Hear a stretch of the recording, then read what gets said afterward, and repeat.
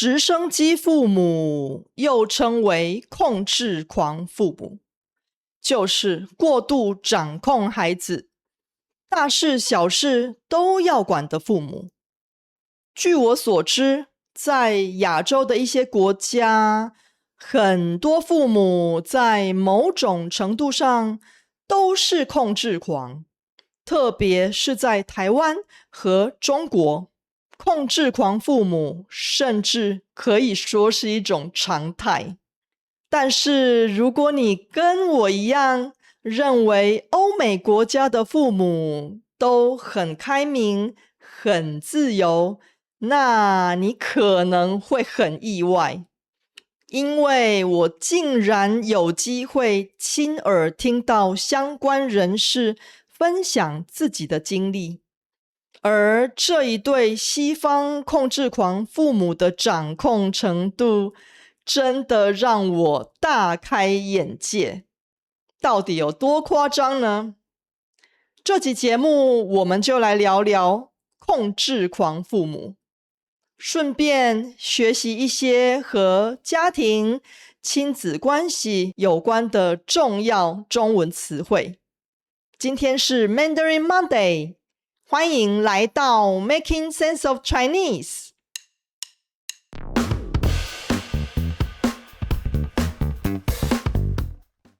因为异国婚姻的关系，我有机会认识一些来自不同国家的欧洲人。我的一个中国闺蜜刚好就嫁给一个欧洲人，还生了一对非常可爱的混血兄妹。闺蜜就是关系非常亲密的女性友人。这一家人表面上看起来非常幸福美满，但是我的闺蜜私底下却过得很辛苦，常常跟我吐苦水。她说自己的公公和婆婆大大小小的事情都要管，比如出门要穿什么样的衣服和鞋子，孩子们必须吃什么样的食物，不能吃什么食物，什么时候该洗澡和洗头，甚至连他平时和孩子说哪一种语言都在公婆的管控范围之内。我听了实在很吃惊，我原本以为欧洲父母都是既开明又自由的，而且如果这一对控制狂父母连媳妇都可以管成这样，那他们对自己孩子的掌控不就更严重了吗？大家好，我是 Elena 老师。I've been a Mandarin teacher for over 15 years, and my goal is to help you reach fluency through immersive learning. If you want to level up your Chinese, join my free newsletter at makingsenseofchinese.com for useful lessons that will help you speak more naturally. Now, let's get back to immersion. 果不其然，我闺蜜的公婆从小就对自己的2个孩子进行高压管控。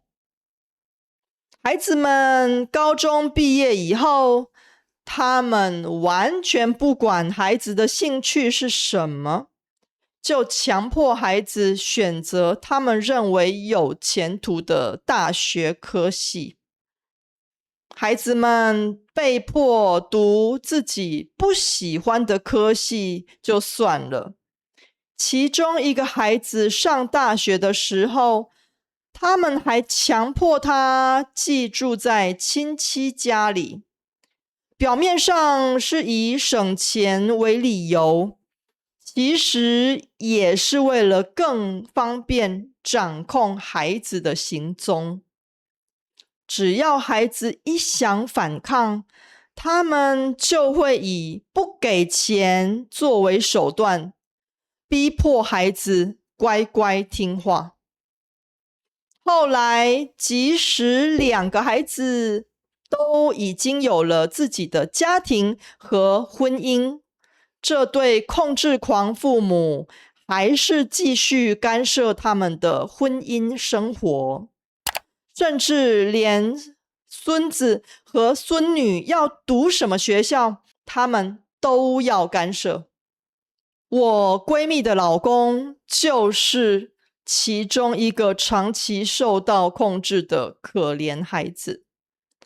他大概从小就已经习惯被父母管了，所以并不觉得听从父母的话有什么不妥。但是我的闺蜜忍受了几年以后，再也受不了公婆的控制。后来她终于说服老公，全家搬到另一个国家生活。这件发生在我闺蜜身上的事情，对我来说算是一个蛮大的文化冲击。